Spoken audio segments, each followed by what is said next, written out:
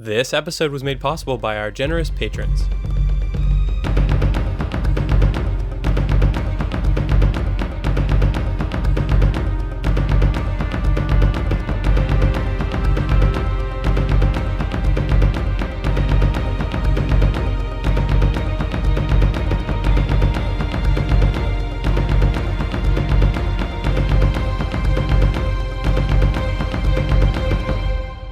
Welcome to episode 161 of the Ink to Film podcast, where we read the book And then see the movie. I'm Luke. And I'm James.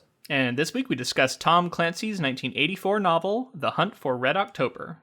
Here we are, Tom Clancy, one of the biggest names in all of fiction, I think it's safe to say. Massive bestseller, and someone that I have never read before. Yeah, I was going to say me either. Someone that every time you walk into like a Barnes & Noble or a bookstore in general, like his books were always on the shelf. Mm-hmm. It seems like he's put out a book every year since he started writing. I don't know how many he has, but I just know that there's like an insane number. Quite productive and continuing to publish after his death, because his name is now sort of a brand that other authors sort of ghostwrite for, although not truly ghostwriting in that their names are often on the books as well. It's just like smaller underneath the larger name Tom Clancy. But while he was alive, he published many, many books. To mention video games too, right? Video games. Well, he licensed his name out to them. I don't think he's not in the development of Tom Clancy's Rainbow Six or anything. Right, but it became synonymous with like spy thriller kind of Absolutely. stuff. I mean, it's a brand. There's a lot to get into with Tom Clancy, but I do want to shout out Stephen E., patron who commissioned this, spent his tokens over time to pull this one off, and it's cool because it's something that we probably wouldn't have chosen on our own. So I think it's safe to say. But yeah, I mean, it's fun, and I feel like I'm learning a lot from reading it, which is always good. Shout out to him. Hopefully he enjoys the coverage. Yeah.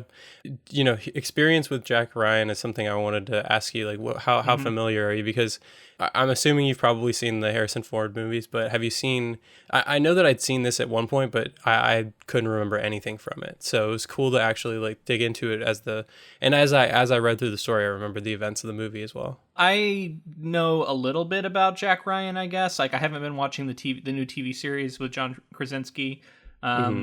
I think I've seen some of the movies over the years. Like, I have a list of the ones that have been adapted, and I think out of there's like 4 of them, and I've seen like 3. I've seen this movie, but it's been a long, long time.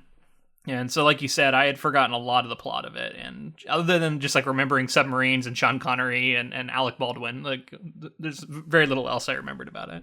Right. I've watched the first season of the show. I haven't seen the second one yet on Amazon, but I was really happy to see John Krasinski in a role like that. That was a big deal for him to get like sort of this James Bond-esque role, which brings me to this idea of it kind of just is an American James Bond sort of character, right? I have that written down in my notes. American James Bond, exactly. Yeah. I think there are several characters that you could probably look at in literature and say are striving for that position. But I think Jack Ryan is definitely one of the leading contenders. He is all American to the core.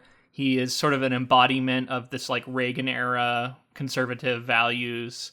He is he's an everyman who is also very intelligent. He's a history professor who likes football. He's an ex-Marine who made millions of dollars in the stock market and then decided to stop doing it because he got bored. He's self-made and he's everything. He spanks his children for mistakes. All sorts of just very 80s strong American values. Was coming through very strongly as I was reading. I don't know how the character changes over time. I've heard some people say that actually sort of the overt political messaging gets stronger and stronger as like Tom Clancy's career progressed, and by like book 7 or something, it's like really, really hitting you over the head with it. I'd be curious to see what you think of this. Yeah, full disclosure, 2 liberals reading this book, looking back over 40 years. There's a lot of stuff that is going to hit us differently than it maybe did for you when you read it, if you read it like in the 80s or the 90s. Lots of things have changed, and I know I have changed a ton. If I read this when I was younger, I would have got a very different experience than I did now. Yeah, definitely. This character represents sort of what I saw as like the he represents the everyman in like this sort of James Bond role in a way that James Bond himself doesn't. You know, James Bond is like the epitome, like he's like the tip of the pinnacle of what you can be as far as a spy is considered, and then Jack Ryan is sort of like thrown into it. He's like this everyman who like, you know, he's an analyst. In the show he always says that he's like, I'm an analyst, I'm not even supposed to be here. And then that's one of the key differences I think you're touching on, though. Like James Bond is a very British character, and he is a hero and sort of idolized because he is so suave, so capable, so elite. And I think this Jack Ryan speaks a little bit to the idea of like, we like elite people in America, but we don't want them to be snobby about it. You know what I mean? We want to have a beer with them still. And you know, and that's to me like the epitome of Jack Ryan, and like just little details about him going to watch football and drinking wild turkey and like different things like that. It just kept making me think like they're really trying to drive home the like, you know, even though this guy's a professor of history, he's still American, you know? Right. Oh, Irish Catholic too. Very important, religious. Yeah. He does everything by the skin of his teeth too. He like, even if he doesn't know how to do it, he somehow is able to figure out a way. By sheer force of will, I think, is able to do a lot of the things in these stories. Yeah, and so this book is simultaneously, I would say, a coming of age story for Jack Ryan. We see he's fairly young here. He's fairly new in his career. And there's a lot of him like sort of rising to the occasion. And it's also a little bit of the hero's journey, which, you know, big surprise. So many stories are. And that he sort of goes on this big adventure that takes him far from home, and he meets all these different characters. And then at the end, we see him returning back. You know, we're going to get into the plot for this book. We're going to divide it into 3 chunks and talk about it. There's a lot that goes on. And even though I found a pretty extensive plot summary, it omits a ton. There's no way we're going to touch on all of it. Much like the technical details of this book, there's just way too much to cram into one podcast episode. I was actually taken aback by the sheer amount of detail. Like I think I really appreciate it, and I wanted to talk. You know, I guess this is breaking into like our experience with reading it this time, but you know, we've talked in the past about fantasy novels and how details are something that really draw us into those stories, and so I'm like, you know, I've self-professed that I love detail in books, and it doesn't usually bog me down. But in this story, there's so much technical jargon and detail that I did feel myself sort of like the scenes that were action-packed, I felt really, you know, compelled by. But then there were scenes where we were getting like tons of, you know, talking about certain planes that are going to fly over and do this sort of thing, and this maneuver from from World War II. And then it's a very heavy, if you're interested in like military strategy or technical aspects of like, you know, military fleet equipment and all this kind of stuff, I think you're going to respond really well to that. But I found myself at some point being like, wow, this is a lot. And it, you know, at some point it felt like it almost bloated the novel a little bit. Yeah. So funny story I saw in my research is that when he initially sent this to his publisher, which was like a naval institute who had never published a book before, they decided they were going to publish this as their first novel, but they sent him back a revision request that he cut 100 pages of technical details, which he did. Wow. So this is minus 100 pages of technical details. Jesus Christ. That can't be possible. That's insane. Wow. Yeah, and this book is, I agree, it's overstuffed. It's a massive novel comparatively. I remember I thought that it was shorter because I thought the story was more simple than it was. But not only is the story complex, but it's just loaded full of these details. And I can see the appeal. The techno-thriller genre was essentially created by Tom Clancy. Was what I was reading. He's sort of credited as making, or at least popularizing it.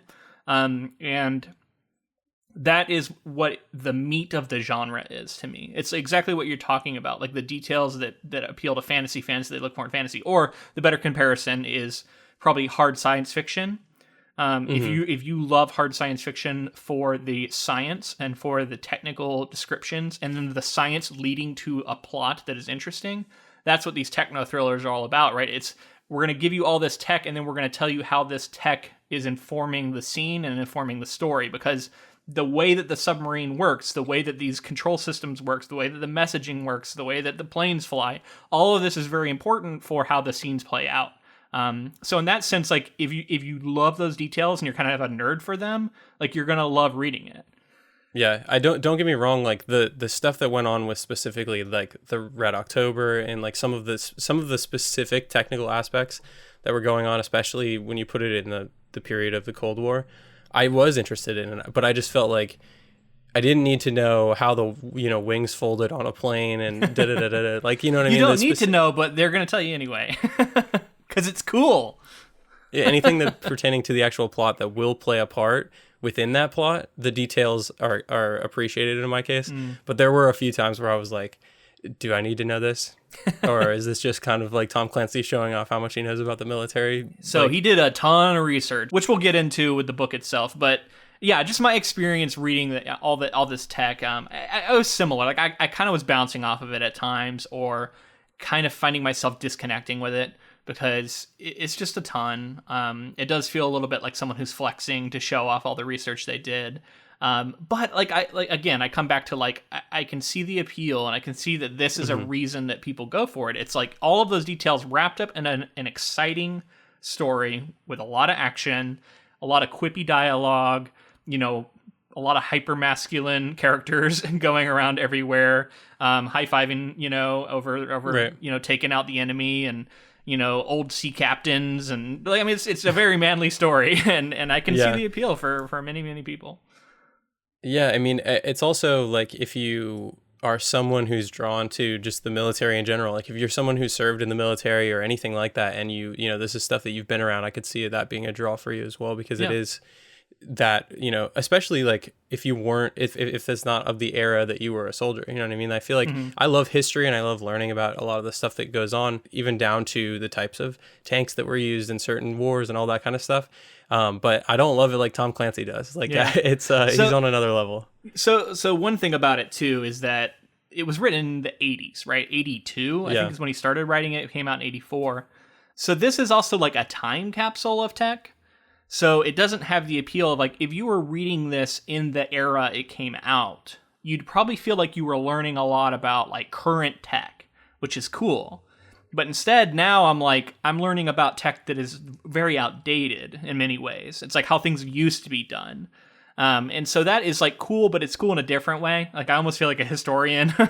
I can see like if I was reading one written today that had like all the modern, high end, even some speculative stuff, because there is some speculative science in here that I don't know how it holds up over time. Like apparently the propulsion drive in the Red October, like that was a fictional drive that was invented for the book.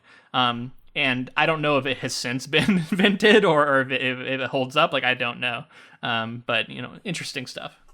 I want to give Tom Clancy props for this story, specifically with respect to setting, because being trapped anywhere, I think, is like, can make for a really tense story. And then you add in nuclear radiation potential. You add in threats that you can't see. You're down in like the abyss with like all you're able to use is the sonar, and like that in terms of building tension and having a setting like that would horrify me. Like you're never going to catch me on a nuclear submarine, because you're mixing high depth pressure with like possible radiation and like meltdowns and things like that like reminds me of Chernobyl that we talked about on episodes here and there. It was like Chernobyl in a small sub with people tracking you down. So props to the setting and the tension that's built because of it, I think is really solid.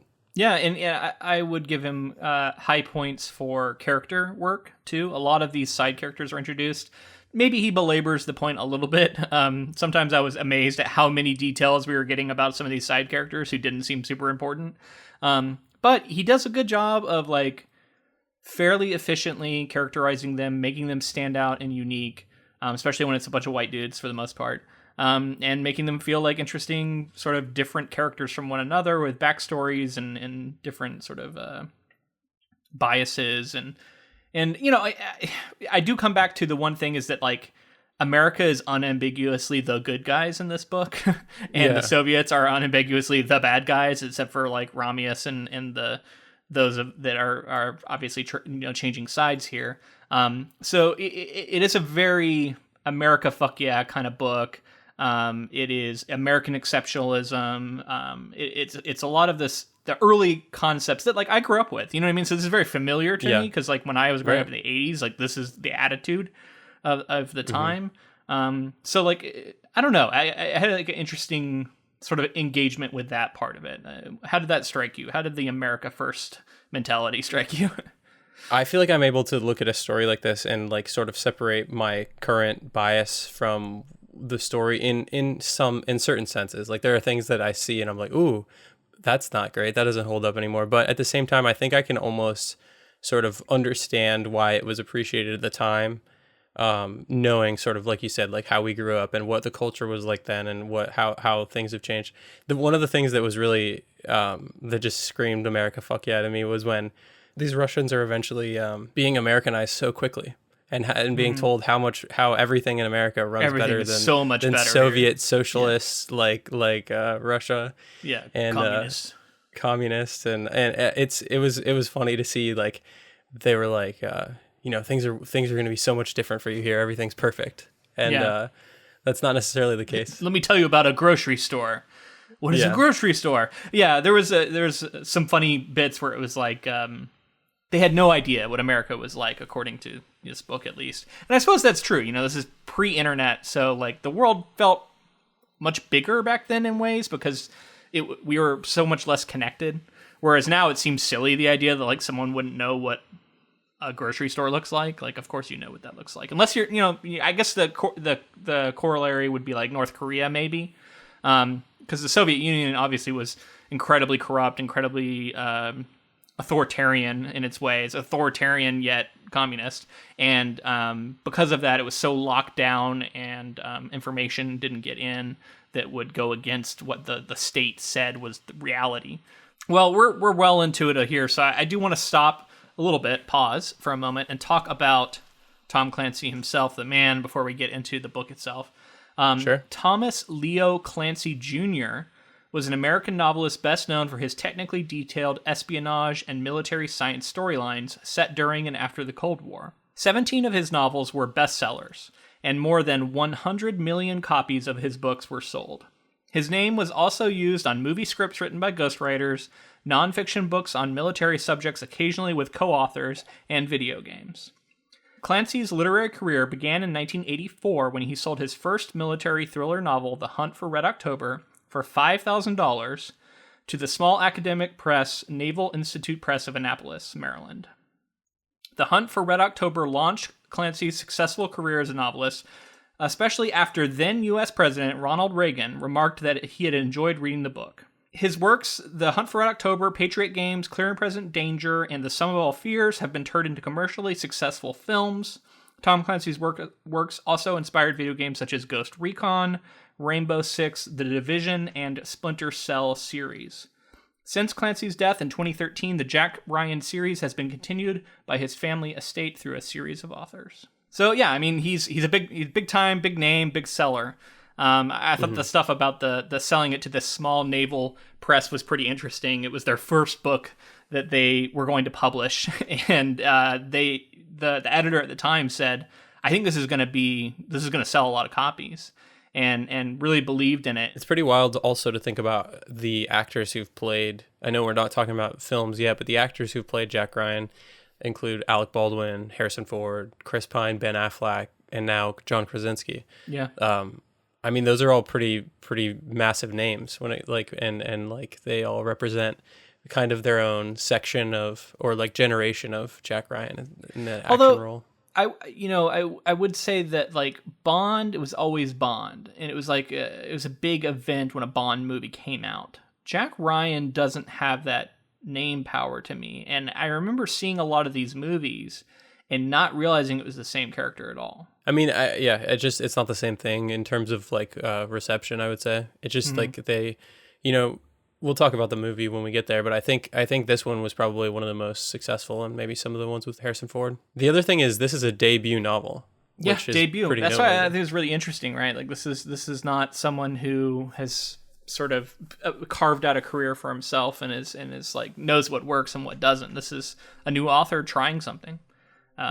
So it's interesting. Like, if I had to choose one Clancy novel to read, it would have been this one. So I'm glad this is the one I read. Yeah. I mean, it seems like a well-researched novel, like we've said. And I wonder if, like, I will be interested to hear more of what you have to say about Tom Clancy, because I really want to know, he, like, other than, research, did he have experience with these different military, did he serve in the military, is what I want to know. Well, let me tell you. So, from a young age, Clancy was an avid reader of naval history and sea exploration. However, he was later rejected from serving in the military because of his poor eyesight. Since graduating from high school and eventually earning an English major, he always wanted to write a novel. He eventually worked as an insurance agent for a small business owned by his then-wife's family. In his spare time, Clancy started working on The Hunt for Red October on November 11th of 1982 and finished it 4 months later in 1983. Contrary to popular belief that Clancy had access to top-secret intelligence in researching for the novel, he consulted technical manuals, discussions with former submariners, and books like Norman Palmer's Guide to the Soviet Navy and Combat Fleets of the World in order to maintain accuracy in describing Soviet submarines. Tom Clancy then sold The Hunt for Red October to the Naval Institute Press for a modest sum of $5,000, which, yeah, I mean, that's about standard even today, unfortunately, for a debut. That's like the minimum kind of thing. Honestly, it seems a little low, but we're talking the 80s, so with inflation, it's actually a little higher than probably what it would be today. Right. But, it obviously went on to sell like crazy. Sold out, and then I think the rights were sold to a larger publisher who could like keep up with the demand, and then it went on to sell way more. I have to assume that that he was just, although he didn't serve in the military, the way that he like lovingly wrote about the military and all this stuff, he was probably embraced and was in rooms with people who did have information, and maybe not top secret information, but eventually like he probably built on his knowledge. And it's clear in 4 months he wrote a novel that has this much detail. Like, he's got a great steel trap for a brain that he can hold on to these details and pull them and obviously like place them absolutely, and know how to use them. Like, it's one thing to just know the details. It's another thing to like imagine all these scenarios and intersecting tactical decisions that would have to be made based on off of tech that you're learning about by reading about it. Like, it's impressive stuff. Don't get me wrong. Like, the level of technical prowess shown off here is quite staggering. For sure. And it'll be interesting if we ever do cover any more, if there's like any of his later stuff, to see if it was something that he built on or it was sort of just the same style continued. I wonder how you could, if this is like maybe, and I don't know how his books are received. I just wonder if this is his first attempt, what would sort of his like pinnacle be in like Jack Ryan fans' eyes? Yeah, I mean, I'd be interested to hear that. People who are fans of the series, who went on to read it, throughout the years. How did his writing change over time? I'd be curious to hear that too. I did find a little bit about his legacy, which I'll read since we're kind of talking about that. So The Hunt for Red October popularized the book genre of the techno-thriller, which I mentioned earlier. This is John Land, an author and marketing chair of the International Thriller Writers. He said, quote, "Tom Clancy defined an era, not just of thrillers, but of pop culture in general. No one encapsulated the mindset and mentality of the Reagan-era more, as the Cold War was heating up for the last time and we were entering a new age of modern warfare. Clancy's books tapped into our fears and helped us define our psyches, even as he reinvigorated the thriller genre by bringing millions of new readers into the fold." So yeah, he goes on to note that the book was instrumental in restoring confidence in the American military and government, which had endured a bitter defeat in Vietnam and foreign policy failures of the 1970s. The book also led a shift in book sales, qualifying the bestseller list from mass market paperback back to hardcover, a trend that other, quote, brand name authors such as Stephen King, Clive Cussler, Michael Crichton, and Danielle Steele would later follow. So, yeah, I mean, he's so big that he is, like, changing the way books are sold. It's that kind of force in the publishing industry. I mean, and like, regardless of how this book strikes me, I like anything that can like capture a massive audience like that and bring people who don't normally read maybe into the fold to sort of read things and then go on to read other things, like this, like as a jumping off point. I mean, the number of readers he has to have is just, you know what I mean? Like he's, right. I mean, I've said multiple times he's considered this like conservative writer and all this stuff, but like when you have a readership that massive, I guarantee you there's people from every walk of life reading these books, you know? Totally. And enjoying them, you know? Right. Like, and at the time it was what was popular, and it was selling well because that's what people were interested in reading. Well, and Tom Clancy books still sell really well, even though he's not writing them anymore. Wild. I mean, you still see them on bestseller lists and stuff, you know, just because the name, the brand is so powerful. Later on, Jack Ryan becomes president. Did you know that? Yeah, I did know that. Yep. I didn't remember that, but then I saw it in the like details about the character. I thought it was interesting. But yeah, there's a lot we could get into, like what goes on with Jack Ryan in later books. Obviously, this is like something called like the Ryan verse or something. It's got all these books that have Jack Ryan in them. But we're gonna focus on The Hunt for Red October, which debut novel, introduction of Jack Ryan. We've already touched on a lot of it. Should I read the first chunk of plot? Yeah, let's hear it. During the Cold War, Marco Ramius, a Soviet Navy submarine commander, plans to defect to the United States with his hand-picked officers on board the ballistic missile submarine, the Red October. It is equipped with a cutting-edge silent propulsion system known as the Caterpillar Drive that enables the submarine to sneak its way into American territorial waters. As the ship leaves the shipyard in Polyarny, Ramius kills Ivan Putin, his political officer, to ensure that he will not interfere with the defection. Initially, Ramius was instructed to conduct military exercises with Soviet Alpha-class attack submarine, the V.K. Konovalov, commanded by his former student Viktor Tupolev, for the purpose of testing the effectiveness of the Caterpillar Drive. Instead, he plots on a new course for the North American coast, falsely informing the crew that they will be proceeding all the way to Cuba undetected. Before sailing, Ramius had sent a letter to Admiral Yuri Padarin, the uncle of his deceased wife Natalia, brazenly stating his intention to defect. The Soviet Northern Fleet therefore sails out to sink Red October under the pretext of a search and rescue mission. By sheer happenstance, Red October passes near the USS Dallas, a submarine under the command of Bart Mancuso, which is patrolling the entrance of a route used by Soviet submarines. Dallas's sonar operator hears the sound of the stealth drive, but does not immediately identify it as a submarine. As tensions rise between the U.S. and Soviet fleets, the crew of the Dallas analyzes tapes of Red October's acoustic signature and realizes that it is the sound of a new propulsion system. Meanwhile, CIA analyst and former Marine Jack Ryan, who was initially tasked to examine M16's photographs of the Red October, finds out that the submarine's new construction variations house its stealth drive. Later, putting information about Ramius's letter together with subsequent launch of the entire Northern Fleet, Ryan deduces Ramius's plans to defect. The U.S. military reluctantly agrees to assist, while planning for contingencies in case the Soviet fleet has intentions other than those inferred. Lots of stuff to talk about here. So, details. To start with, I never thought I'd know so much about sonar operators, and that was one of the sonar stuff was very cool. What an ear you must have to have, and like to be able to parse between like random ocean noises and weird experimental Russian like propulsion drives and all that kind of stuff. I found that stuff to be really interesting. And the guy who was doing it was like listening to classical music, and he was like had this great ear for it, and it was this natural talent. I think his name was Ronnie, right, or Ronald something. Sounds right. Ronald Jones. I'm not gonna argue with you. I liked him as a character. So we start off with Ramius immediately like killing some guy. That's Putin. Like sort of the beginning. And I'm like, oh shit, so these guys aren't going to be sort of that redeemable. They'll be defecting, and in the eyes of like sort of governments they might be redeemable, but he's fucking snapping necks or choking people out or whatever. He like does like a fake takedown thing where he hits the guy's head on the table, like perfectly cracking his neck or something in a way that'll appear like an accident.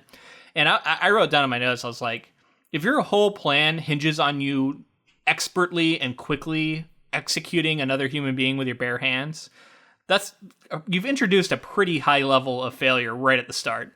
Maybe it'll go down great, but like just guaranteeing that you're going to be able to do that, like that's the first step. I'll definitely do it and it'll be fine. Yeah, I can take out a man with my bare hands. The plan in general, like to have the crew go along with it and to have only the officers aware of what's going on, is pretty sketchy as well, because it's like I felt like it was going to be a tough plan to pull off, because you have all these men who don't want to defect that you're going to eventually have to deal with in one way or another. Yeah, I mean, he had it all plotted out. It's in the ways that like only I feel like fiction can you pull off these sort of elaborate plans, because too often there's too many just crazy variables that are going to throw too many wrenches in there. But yeah, I mean, it works. It basically works out here. Of course, there are complications that ensue. Yeah, that we see. I mean, realistically, an experimental, like, if the Americans had figured out, and sending the letter was a poor decision. I know that was like sort of his fuck you to the Soviet Union, but like sending the letter literally was the only thing that created the tension of the other Russian subs coming to chase them. I think it also was my reading of the character was it was his way of making sure he wouldn't have second thoughts once he was out on the sea. It was like, there's no going back. I've already sent that letter now. And once that letter's sent, like, I am on a course that there can be no changing it. Yeah, I guess it also brought the governments in pretty quickly once the Americans had figured out that like there's people trying to defect. But the other thing is, like, within his plan, like the Americans could have just blown him out of the water for being too close to the coast. Yeah, that's the other like, thing. You're in a nuclear submarine and you're not telling anyone what you're doing, and you're trying to like stealthily sneak over to America, like. Like the chances that it could be seen as a potential nuclear assault on the United States is pretty high. You're banking a lot on your ability to go stealth. There's just a lot of variables there, but that's what makes for an exciting thriller, I guess. Yeah. So I wanted to compare this a little bit to another book we've covered. I was having strong flashbacks too. Do you know what I'm going to say? Maybe Jaws for the water elements, but I don't know. What... No, that's a good guess. No, Red Alert. Do you remember that? Okay, we covered Red Alert for the Dr. Strangelove coverage, and that book predates this by quite a bit. But in some ways, it reminded me of it because it was very there was a lot of sort of military details about what it was like to fly on a plane at the time, but there was also some big differences, right? Because that book was about the danger of this like missile launch system and the lack of accountability, not accountability, but the lack of oversight and like the way it can sort of disconnect from any, like once this thing gets set into motion, it can't be stopped. Right. And that was kind of the thing that then gets satirized in the film version, but still is present, right? But this, so it kind of is very separate in that way because this was America can do no wrong in this book. America right. Well, is this the is good guys. So instead of like Kubrick taking it and like sort of satirizing it for being like a military industrial complex sort of thing, this is like leaning into it and being like, isn't this fucking awesome? Like, let's look how cool it is to shoot torpedoes and stuff. Yeah. It feels like a recruitment tool a little bit too. You know what I mean? Yeah. It's like if you want to have someone want to join the Navy. Right. You can't not think about that stuff. Even things like Call of Duty bring that to mind. It's like, sure, people get really into that stuff. And then it's like, how far is the line to just step across and be like, you know what, maybe I want to do this for a living. Which, full disclosure, I have played a shitload of Call of Duty in my day. Right. Like, I play lots of war games. I still play war games. They're fun. Right. So I'm not going to sit here and pretend like I'm just saying that you have to have it in the back of your mind that like maybe, the U.S. Army backs some of these games and stuff, or not that they pay for them, but that they are a decent recruitment tool. Oh, for sure. I think they do provide a lot of funding for some of these, but I don't know the exact details. So anyway, we also get the introduction of Jack Ryan, which I feel like we have done a pretty good job talking about him. Anything else you want to talk about with this introduction? Well, I just, my most recent experience with Jack Ryan was the show, and this is like, in this story, he has kids, which he doesn't in the show. So like starting off on that foot and having him have a family to go back to, and having that be in the back of his mind, and he's wanting to buy eventually he's wanting to buy like a toy for his daughter and make it back to bring her that. I added something to his character that wasn't there, but they also sort of like subtly add in the Jack Ryan backstory, or Tom Clancy adds in the subtle backstory where they're like, he's a former Marine who was in an accident. and they're like, there's all this other stuff to explore. So you can already start to feel Clancy building up this backstory for this character. Yeah, I mean, you get tons of backstory. You get tons of backstory on him and Romius. We get like their life stories. Romius's whole life story, you know. Romius's in particular, which I mean, here's here at the start. I want to touch on it. He is described as like, this is the thing that was very stereotypical to me. Like, I'm sure that like a corrupt authoritarian regime, you know, the Soviet Union, a lot of wrong with it for sure. But there was this idea in his like backstory that like he wanted to be good at things, and that's not allowed. He wanted to excel, and that was never embraced. You know, like all this stuff. Like, I feel like a lot of people in the Soviet Union would disagree with this description of like their society. It felt very stereotypical, very American, looking out from, you know, like, here we cherish individual achievement, and there they do not.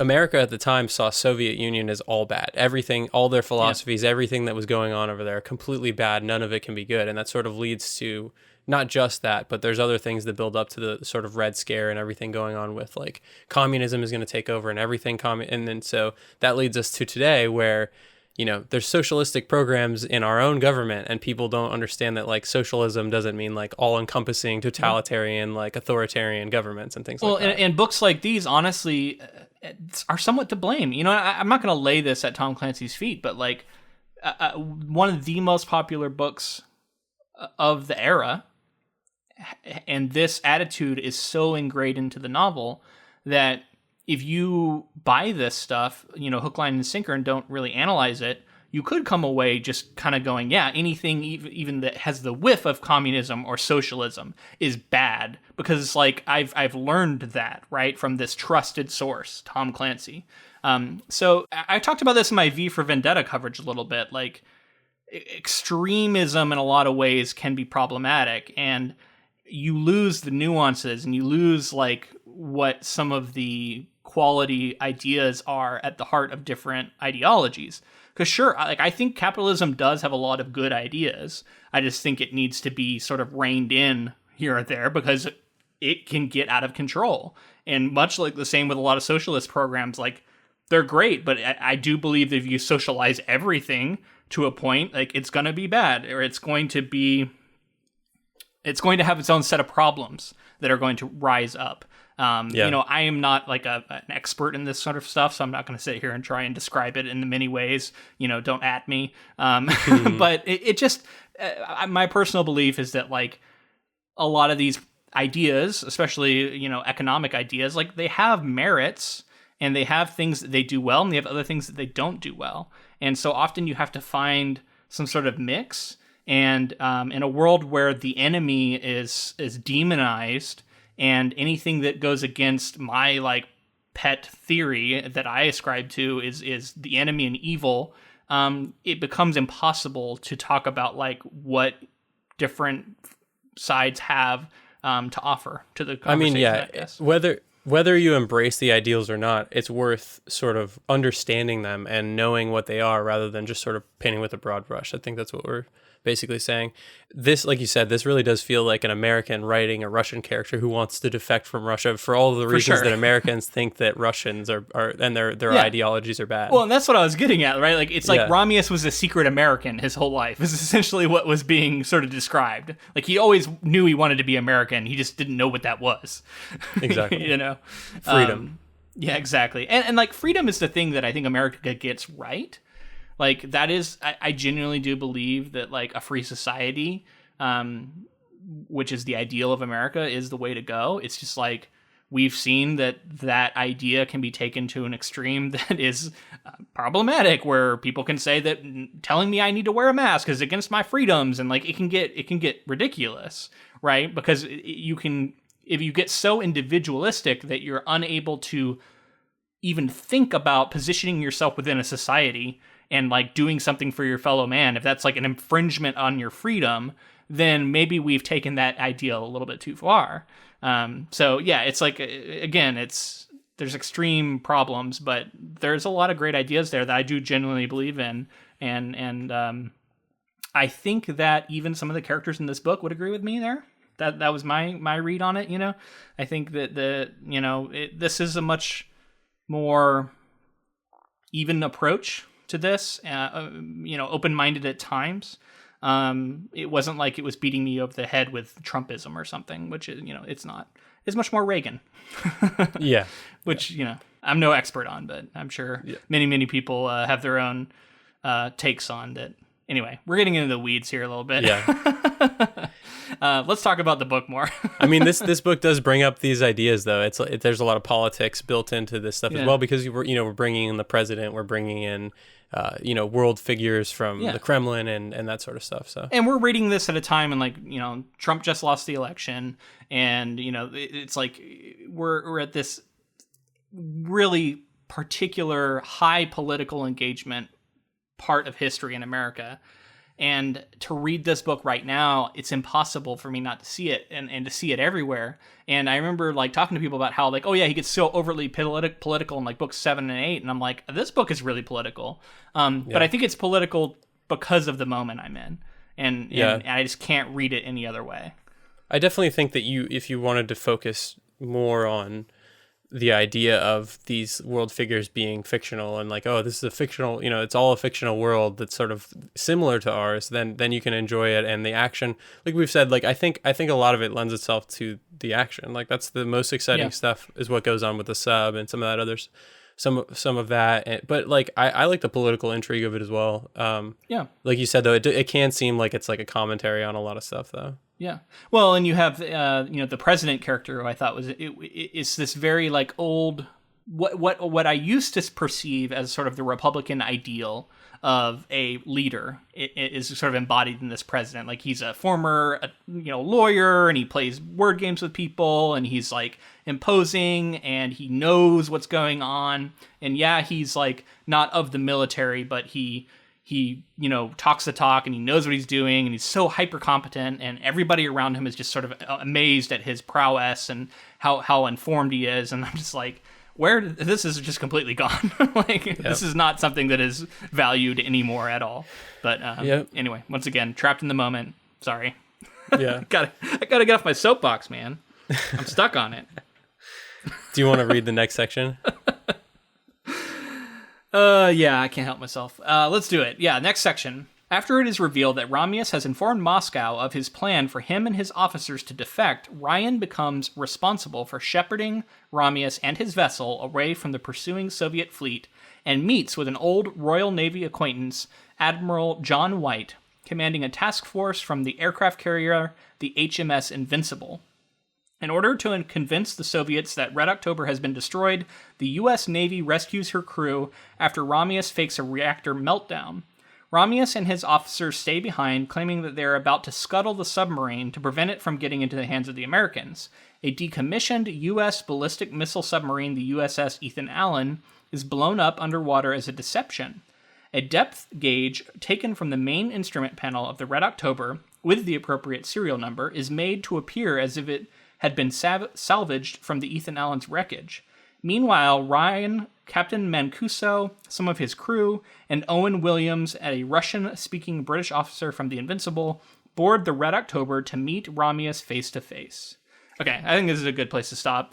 A lot happens here. This actually covers probably the biggest chunk of the novel. You wouldn't know from that description. There's a complete thing that's omitted here that is one of the moments I remember most from the movie, although I think it happens differently, is the surfacing of the submarine that shoots up out of the water and then crashes back down, right? That does kind of happen in this, but it does. But I think it's a different situation, right? Yeah, I think so. It has to be, because I remember there's a crew watching it happen, and that's not the case here.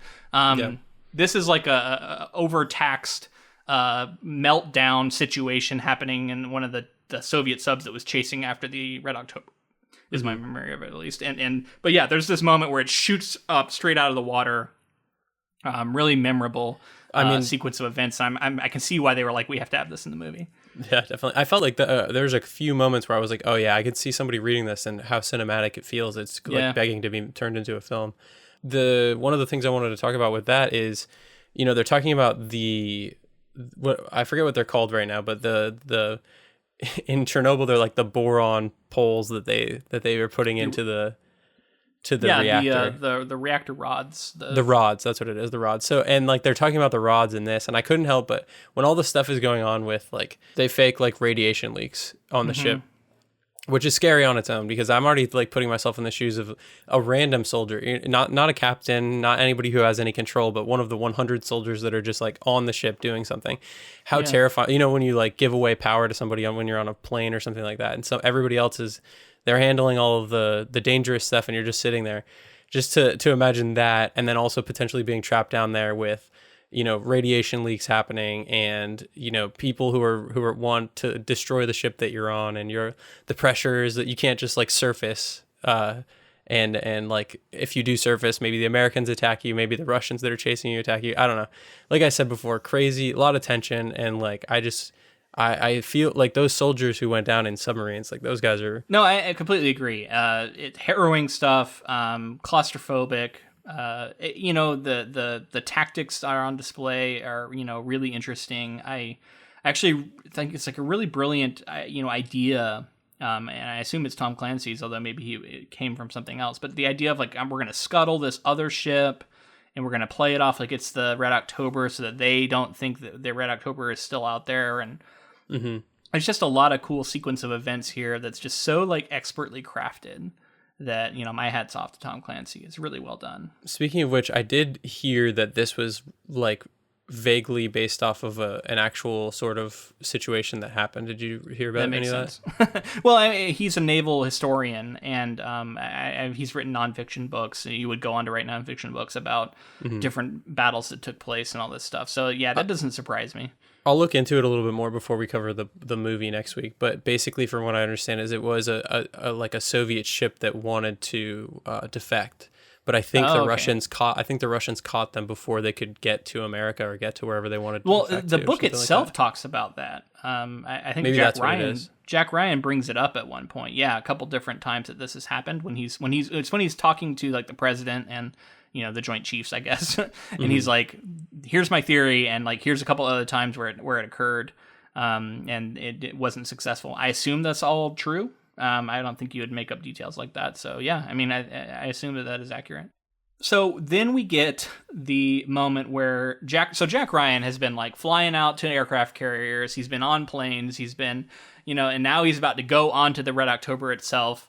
It is very convenient, right, to have this one guy go from like, you know, being the guy who tells what's going on with the propulsion to, you know, talking to the president, to going to this aircraft carrier, to going on to the submarine itself to meet Ramius.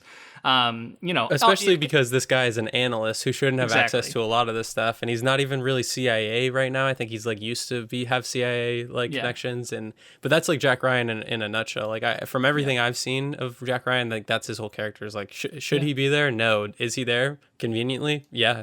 But and it's gonna he's gonna figure it out. You know, I want to touch on one other thing that we've this is an idea that we've come back to a lot, and I know, like, I think like 2018 or so, it was a big thing on the internet with Star Wars, but the idea of Mary Sue's, right? Like, and how, like, that was a criticism you could throw at, you know, different properties. And then there's the Marty Stu, which is like the male version of the Mary Sue.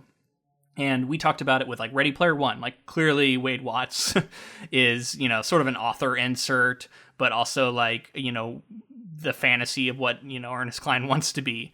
And I think that that's true for Jack Ryan too. Like this, he feels like he is this idealized version of the American hero who is also very Tom Clancy from his background. Like he's a historian, you know what I mean? Like he's not actually in the, you know, he was a former Marine, but he's not like in the military, right? Like he's just being brought in to consult. In many ways, he feels kind of like an authorial insert. And that might piss people off, but like what I'm trying to say is my argument continues to be that is not always bad. There is an appeal to those kinds of stories. There's a reason people like them. You know, you look at Kavoth from Name of the Wind. You look at like, you know, Katniss Everdeen, like so many different characters that people identify as being sort of this kind of character. Like people like reading about that. It's fun, you know, like to me, it seems sort of like, this old holdover of literary criticism, like, you know, you can't have a character like that and be like good literature. And it's like, no, it can just be a fun character to read about, and people can latch onto it and see themselves in them. Yeah, I mean, I don't know how many times we've said it on this podcast, but I think there's room for every kind of story, and a character like that. Like, I don't see, you know, I think it can maybe break a story if the rest of if the tone and the story doesn't fit having a character like that in it, it could break some things. But, you know, I think a story that is wish fulfillment, which I see this as, I think it's fine to have stuff like that. I think it's, you know, James Bond represents a lot of that. Like, there's tons of wish fulfillment characters, Harry Potter, like Luke Skywalker, all these characters that are like Luke Skywalker's a moisture farmer that, you know, goes on to save the rebellion. And like that's like, it's putting you in the shoes of an everyman who then, you know, does everything. And then I don't think there's anything necessarily wrong with those type of characters either. And that's not to say that if you're the kind of person who hates those kind of characters and bounces off of stories that feature them, like, that's valid. You know what I mean? I just don't think you can make a blatant statement about something being bad because it features a character like that. So here he goes down onto the ship, and he meets face to face with Romulus, which I thought was a really cool moment. Like, I kept picturing I kept picturing Sean Connery in this role. Which, you know, I think they changed the character a little bit for the movie, but it was just the idea of them meeting face to face after so many things had to line up for this moment to happen was pretty exciting. And then I like the way that Romulus continues to be such a sort of commanding, capable figure throughout the rest of this novel. Mm-hmm. You know, I think that he stays true to the character he made there. And Romulus continues to be, you know, with the possible only exception of Jack Ryan, like the other most interesting, capable character that we're following. Yeah. Well, and I was happy to not see him sort of like roll over and let Jack Ryan save the day and everything's good because Jack Ryan's there. It's honestly, Jack Ryan needs more help when push comes to shove at the end and like the final conflict is going down. Like, he needs more help from Romulus than Romulus needs from him. And, you know, it's cool to see them work together there at the end, like you said, though. It's just like, of course it was building to that with this sort of story. I just love this idea that like story starts out, he's writing this piece about some historical figure, some like military guy, I think. And then, you know, then he's in a meeting and then he has this information and then he's with the president. And then he's on a flight and then he's on a ship and then he's on with a bunch of British guys who are saying bloody a lot. Oh, and the other thing is like he, you know, in his past has like all these connections to MI6 because like he saved Britain at one point or something. So he's already had dealings with them. So they're like, oh, you're that Jack Ryan. You're a legend around here. And so they're they're like excited to work with him and stuff. And well, and he's written a book that like Romulus has read. You know what I mean? Like, and then there was a fun line in there where he takes a shot at critics or something because like Romulus says something about the book and he's like, "Oh, you're already a critic. You're going to do well in America," which definitely an author thing to put in a book. Okay, let me read the final section of plot here, and then we can sort of sum up everything and talk about the last bit. So the deception succeeds in convincing Soviet observers that the Red October has been lost and that the Soviet forces withdraw. However, Igor Laganov, a GRU intelligence officer masquerading as one of the Red October's cooks, was suspicious and stayed behind when the crew evacuated. On learning of Romulus's intentions, he attempts to manually launch one of the submarine's missiles in its silo in order to destroy the Red October. Laganov is discovered and he fatally shoots Captain Kamarov, the ship's navigator, and seriously wounds Romulus and Williams. Ryan tries to reason with the GRU agent who refuses to listen and is killed in a firefight in the submarine's missile compartment. Later, Tupolev, aboard the Konovalov, which stayed behind when the Soviet fleet withdrew, happens upon what they initially believe is an Ohio-class submarine, being escorted by two other submarines. Based on its acoustical signature, Tupolev realizes that the Ohio is in fact the Red October, which was reported sunk, and proceeds to engage it. The two U.S. submarines escorting the Red October are prevented from firing by rules of engagement. After a tense battle in which the Red October is damaged by a torpedo, Romulus manages to ram Tupolev and sink him. The Americans escort Red October safely into dry dock in Norfolk, Virginia, where it is analyzed by U.S. military intelligence. Ramius and his crew are taken to CIA safe houses, where they are given new identities, thus beginning their settlement into American life. Ryan is commended and debriefed by his superiors. He later flies back to his posting in London. A lot goes down here. We have the big showdown gunfight in the reactor missile silo part of the nuclear sub, and this is one where I agree with you. I was like, oh yeah, this is going to be a memorable scene in a movie, and sure enough, this is one of the scenes that I do remember from the film. Right. This also was me realizing that Clancy was like, all right, we need one more thing. He's like, what if there was always a Russian plant on the ship who was like informing the Russians, because they were kind of, they need somebody everywhere. And so they're like the cook, and he was like, there's the cook. And then he like stays behind when everybody leaves and realizes that the officers aren't actually going to scuttle it. Interesting little twist. And yeah, I feel like every Jack Ryan story, he's eventually like, he doesn't want to be the killer, but every story, like he's forced into a situation where it's like, I got to put this guy down. And like, it just feels like a very quintessential Jack Ryan sort of scene. Okay. Interesting.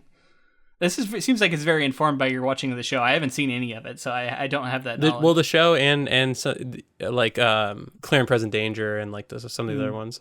I don't remember those movies at all. I think I've seen Clear and Present Danger, but I barely remember it. Probably Sum of All Fears even less. I know there's like a bomb in it. Oh, I don't even know if I've seen that one. Who knows? Maybe one day we'll cover another Clancy novel. It's possible. Yeah. The defection element is interesting, right? Because when I was trying to remember this movie, I thought it was just about like a nuclear sub that went rogue, kind of like Doctor Strangelove. Like it was like it went rogue and it was gonna like bomb us or something, and then they have to like engage with it. But I couldn't remember all the sort of turnings of this plot because it's kind of convoluted. But it does make it very unique, right? Like it's not. I can't think of a bunch of other stories about someone defecting, right? Like it's an interesting take on this sort of genre. Yeah, it's also interesting because like in the setting up of the story, in Cold War era or the end of the Cold War, when he's writing the story, he has to get audiences on board with like these I feel like there's no question asked to whether they're like a double agent. You know what I mean? They want to defect, but what if they actually wanted to defect and it was all this big trap or something like that? And I feel like the question's never, I think it's, brought up, but I think it's quickly done away with because of the intelligence they've gotten because of the letter where he said he was defecting. But with all of the Soviet like scares going on with the Cold War, to just like sort of embrace these Russians and be like, yeah, you guys are Americans now. Yeah, that's a good point. You have these Russian characters who, not all the Russian characters are like completely reprehensible too. Like he does sort of identify a lot with them, maybe it's like of the shared love of the sea or like things like that, that maybe it is, but he does find common humanity. I might say I mean Tom Clancy. Like I say, there are moments where when they do eventually get together, they quickly bond, like you're saying, like there's moments of them like trying to Americanize these Russians very quickly, and the Russians say like tell them about things that they have and that sort of thing. So there are moments of character that sort of lead to them embracing them like that, but yeah, like you said, it's kind of interesting for a story like this to have it not just be one side versus the other, but sort of a gray area with these guys in the Red October. A couple of things happen here with sinking of subs, and several of them are some of the parts you were talking about. I think that were most affecting to me was the idea of these men like going down. After the one nuclear meltdown and the ship like popping up out of the water, the sub then sinks. And it's said that like half the crew dies as like, water rushes into it, but then the other half are sort of locked in like a part of the sub, but they like slowly asphyxiate over time, like way down under the water, and just how like terrifying that idea is. And it's like when they finally do find the wreckage, it was like one day too late where like any of them would have been still alive. Right. How about this though? You're under the water and you decide to ram another submarine with your vessel that is keeping you alive. Like that's the kind of shit that like if that happens, like you might drown in a horrible death like you're talking about. And yeah, I wonder how much that would hold up. I'd be curious to know. Yeah. It's like, is that actually a decent idea, or is that like, yeah, never do that? Even staying under with torpedoes having hit you, like a torpedo's hit your ship and they're staying down there, like, go deeper. No, we need to get deeper so that we can get away from them. Well, I do understand some of it's like desperation, like you have to, because otherwise you're just gonna die. So like you might as well try something crazy. Like I'm sure that that would happen in that scenario. As laid out here. I actually really like the part with the like safety mechanism on the torpedo and how like the Red October got so close because Ramius knew about this mechanism. So when he fired the torpedo, it just like harmlessly bounced off because of the safety mechanism. Like that's really cool. And that's what I was talking about with like the tech informing the story. Right? Like it's not just there to be sort of set dressing. It is integral to what's going on in the scene. Yeah, I really enjoyed with the end there. There's like the Americans aren't able to engage because of like the rules of engagement, but they are able to shoot like sonar, which is able to like deflect their sonar, which sort of like creates like blips that have them all confused to try to figure out where the Red October is and where the other ships are. So I thought like the sonar coming back in that way, just overall, I was most interested in probably that, just like the ways that they were able to, listen to the. And then early satellites are being used too. They're like uploading stuff to satellites to be listened to at the Pentagon and that kind of thing. So to Americanize you, James, I'm going to show you 3 movie tapes. I think it was Star Wars and E.T. were in there. I forget what the third one was. And the idea it's like gonna show off America, but like at the same time, like they kept shitting on California. I don't know if you noticed that. Yeah. Like, oh, they're all crazy out there in California, but now let me show you American films. Okay. Yeah. I mean, it is funny because it's like this. We talked earlier about how like this, this is a theory that you threw out there. This idea of the conservative values and maybe some of the pushback against like socialism, that kind of thing in this book leads to some of the stuff today. And it is interesting to think like how media does shape our cultural landscapes in such a major way. So like, I mean, it's not the farthest stretch to say like, hey, I'm going to Americanize you by start showing you American films, because I do think like I at least for myself, I've been able to like understand and appreciate different cultures through their movies for sure, in ways that I wouldn't have been able to. Absolutely, yeah. No, I was just joking about the movie tapes. Yeah. It was literally what it's called, which I thought was a weird, sign of the times that really stood out as a very 80s thing to say. Right. But yeah, I mean, I think it's a valid way to do it, right? And it's also funny, the idea of like, again, like the world being so disconnected that like you had never seen an American film, which maybe that's accurate. I will, on the other foot, I will also say if you only saw like Hollywood films from America, you would get this like crazy version of America that doesn't necessarily represent it. I meant more like, cultural indie films and things like that really speak to like what it's like to live in certain countries and that kind of thing. Mm-hmm. There was one line that every now and then, like it's a lot of like, there's a lot of shots taken at like the Russian people and Soviets and how their food is bad, and like and all the Soviets seem to like embrace it and just be like, yeah, it's all bad over there, and it's like some of it seems fair, some of it seems very unfair. There was one particular line where a character like offhandedly comments about like how ugly like Russian women are. I was like, that. Yeah, no, it's like they find porn or something like on the sub when he's like going onto the Red October and he's like an American, and he comments something about that, and it's just like, yeah, okay, because Russian women are known for being ugly. Like, I don't think that's accurate. It's very weird. Like, anyway, like, so that's like I was saying, like, there's a lot of like, there's a lot of stuff in here that seems fair, and there's a lot of stuff that's like propaganda-y, like American propaganda. Like, it's just like nothing of value can be seen in this culture and these people. Yeah. And that was more of that for me. One of the other moments of Clancy taking a shot at Russians was the ambassador in America was like, it was said that like he preferred like bourbon to his native vodka, but he would never let other Russians know that kind of thing. It's like so stereotypical for him to be like have to drink vodka and all that stuff, and where it makes him not Russian.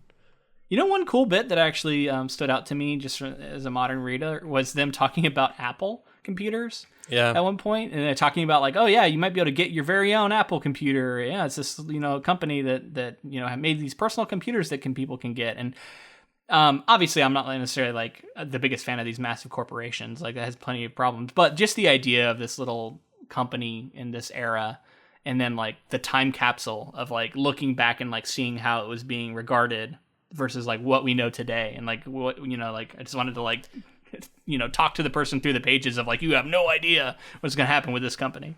Right. It's Tom Clancy taking a moment to be like, buy stock in Apple. Yeah, exactly. Yeah, I mean, hell, if you could buy a bunch of Apple stock in 1983 or whatever when he was writing this, yeah, you'd be doing pretty well, I would think. Yeah. You'd be doing so well that you would just quit the stock market because you got bored. Yeah. Much like Jack Ryan. All right. Here we are at the end. America succeeds. Ramius comes over, and all is well in the world. Jack Ryan lives on. Is able to sleep on a plane for the first time. Happy ending. Return home, right, for our hero character who has gone out and been changed by his actions in the story, and is now returning home. Classic story construction, and it works well here. Yeah. One more thing I wanted to say was Jack Ryan was operating the Red October for a while. Yeah, which like goes back to show like the whole Mary Sue, Marty Stu. Yeah. Like we're gonna let you drive this submarine now for a bit. In the battle, like not just like cruising along. I'm sit on Papa's lap and try to drive the boat kind of thing. Like in the battle, they're like turn 12 degrees north, and like holy shit, like this analyst is out here doing this. So. Good on him. He gets into everything. He's in the gunfight. Like he's the guy who kills the guy. Like he does everything for sure.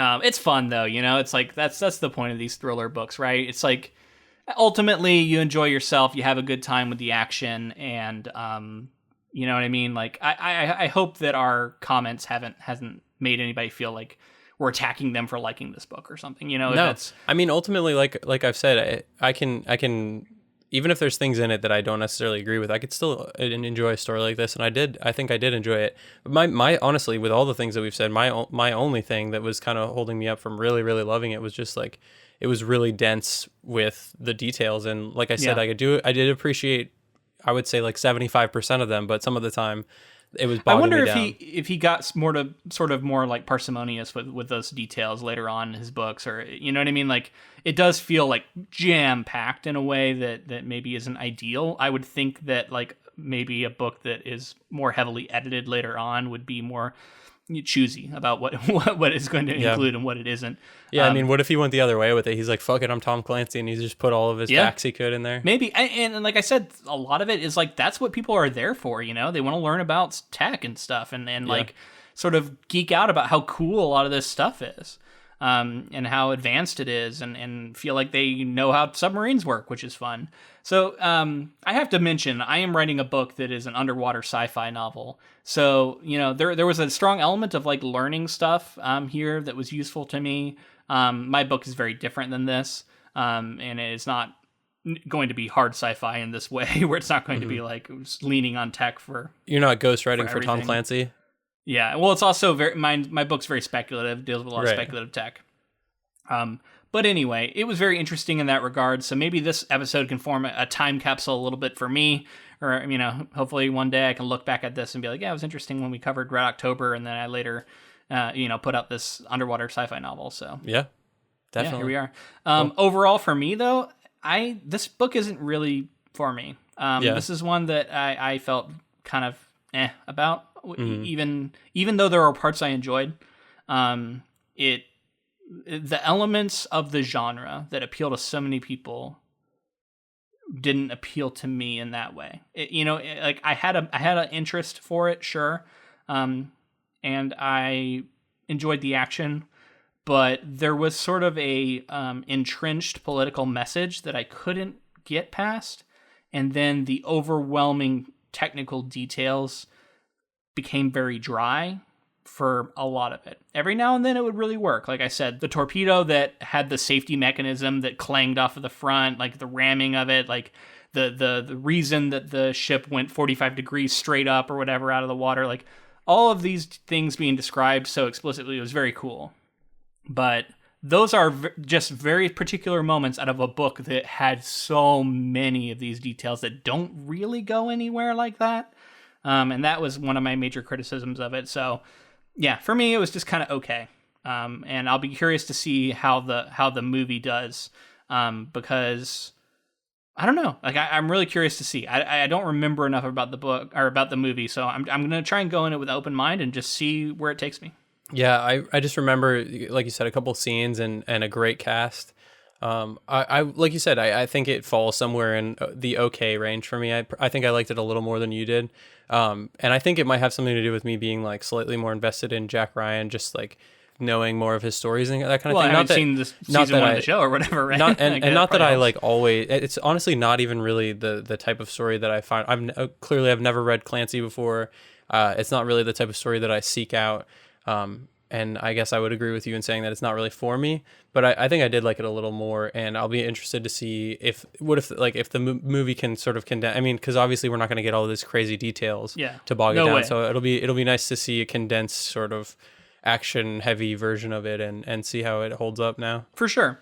And we didn't say it at the top of the episode, which is probably negligent of us, but happy Thanksgiving out there. This is coming out on Thanksgiving. Hopefully you are being safe. Celebrating it in whatever way you feel like is appropriate for you. Hopefully you're helping to prevent the further spread of the coronavirus, that is just running rampant right now. Yeah. But yeah, we do wish you all well. This is a remarkably strange time to be podcasting and to be just living right in America and all over the world. But we hope you are doing well through it, staying healthy, staying happy, and you're able to enjoy the holiday in a way that feels appropriate. Yeah. Happy Thanksgiving, everybody, and definitely stay safe out there. And one more shout out to Stephen E. for commissioning this. We had a lot of fun talking about it. I think next week with the film is going to be another really interesting one. So hopefully you are enjoying this, Steve. Yeah. And if you wanted to help that's something we've been doing on Patreon for a while. So if you wanted to help us out in a similar way, we have Patreon. We have many tiers. Just for $2 a month, you can get our bonus episodes, which we put out monthly. I think we have like 30 or something now. Yeah, so, we're going to be recording another one very soon. I don't know what it's going to be about yet. We have to decide. Yeah. But we will be coming out with another one very soon. Connect with us on social media. We're on Facebook, Twitter, and Instagram. All those at Ink to Film. And join the Council of Inklings on Facebook. We post polls and any sort of news we see about adaptations coming up. It's a great way to stay connected. Yeah, and if you like this episode, please let us know in the form of a rating and review on whatever podcast app you use. Like the video on YouTube. Make sure to subscribe. I saw recently that we're now on Audible, because Audible has expanded to including podcasts. And when I looked on there, apparently you can leave an Amazon review for a podcast now. So if you see that option and you're feeling generous, throw us an Amazon review. That'd be cool. Yeah, and thank you to Ross Bugden for the use of our intro and outro music. All right, that's it this week. We will see you next week for the Hunt for Red October film featuring the late Sean Connery, which will be fun to. I'm sure one of us will do an impression at some point. I don't know if I have one of those, but I'll start practicing. Yeah, start practicing. Happy Thanksgiving, everybody, and until next time. Thanks for listening.